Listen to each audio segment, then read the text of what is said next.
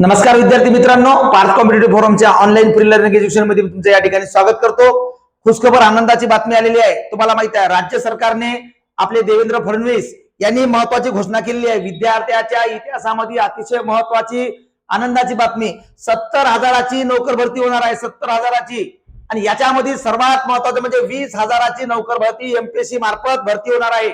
20,000ची नोकर भरती। लक्षात घ्या पोरं, आजपर्यंतची महत्वाची जाहिरात, महत्वाची घडामोडी या ठिकाणी तुम्हाला मिळालेली आहे। साधारणतः 70,000ची मेगा भरती होत आहे। 70,000 आणि 70,000ची नोकरी भरती होत असताना एमपीएससी बघा, एमपीएससी मार्फत 20,000ची भरती जाणार आहे।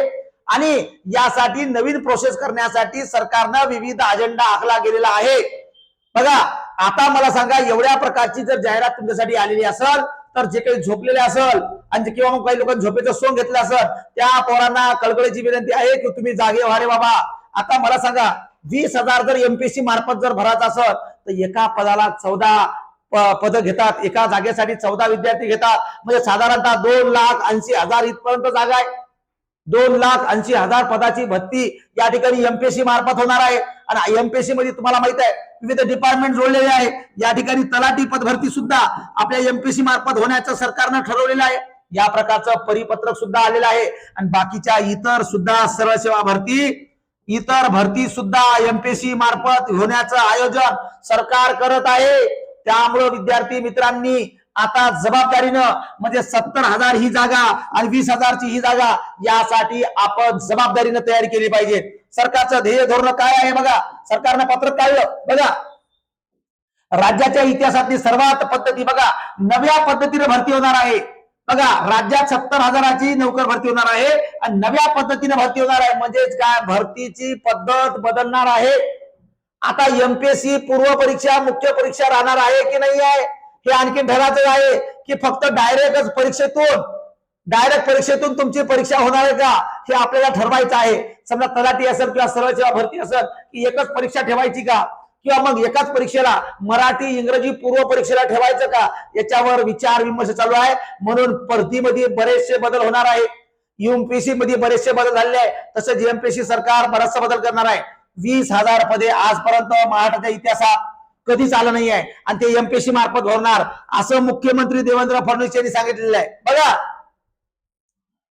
सह्याद्री अतिथीगृहावर देवेंद्र फडणवीस यांच्या अध्यक्षतेखाली बैठक झाली आणि याच्यामध्ये सांगितलं, राज्यात लवकरच सुमारे 70,000हून अधिक पदाची भरती टप्प्याटप्प्याने केली जाणार आहे आणि महाराष्ट्र लोकसेवा आयोगाकडून सुमारे 20,000 पदे भरली जाणार आहे। त्यानंतर भरती प्रक्रिया राबविताना आवश्यक कौशल्य, सेवा प्रवेश, पात्रता आणि कामाच्या स्वरूपानुसार निर्णय घेण्याचे निर्देश मुख्यमंत्र्यांनी दिलेले आहे।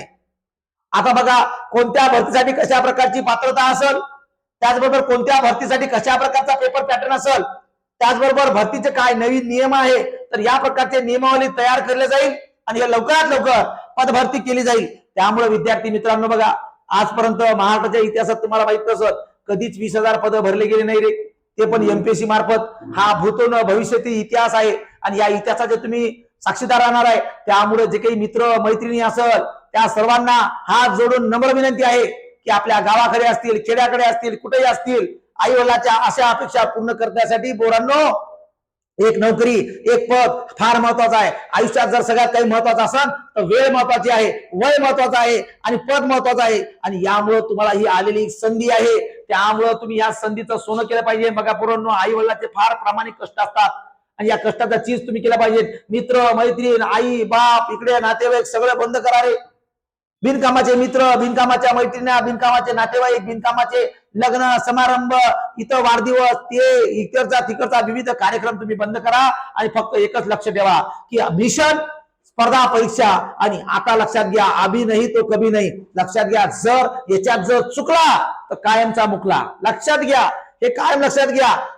या भरतीत जर चुकला, जो या भरतीला पास होण्यासाठी चुकला तो कायमचा मुकला। लक्षात घ्या, जो या भरतीसाठी जर चुकला तर तो कायमचा मुकला म्हणून समजा। त्यामुळे या भरतीसाठी तयार व्हायचं आहे। प्रत्येकाला प्रत्येक वेळ, प्रत्येक काळ, प्रत्येक दिवस, प्रत्येक वेळ याचा युटिलाइज करा आणि या भरतीसाठी तुम्ही पेटून उठण्याचा प्रयत्न करा। आणि यासाठी तुम्हाला कशा प्रकारे रोडमॅप आखला पाहिजे यासाठी तुमच्या टीम कडून तुम्ही आखण्याचा प्रयत्न करा।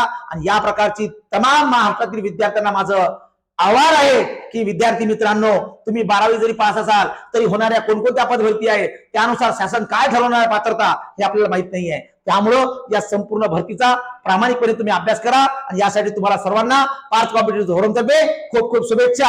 आणि या भरतीमध्ये काय काय बदल होणार आहे, काय काय नियम होणार आहे, या प्रकारचे संपूर्ण नियम आपल्या पार्थ कॉम्पिटिटिव्ह फोरम या युट्यूब चॅनलला आपण लगेचच हे संपूर्ण राज्य सरकारचा GR आल्याबरोबर सांगणार आहोत। आपण यापूर्वीच सांगितलं होतं की एमपीएससी मार्फत 20 ते 25 हजारची भरती होणार आहे आणि ते झालेलं आहे, बरोबर आहे।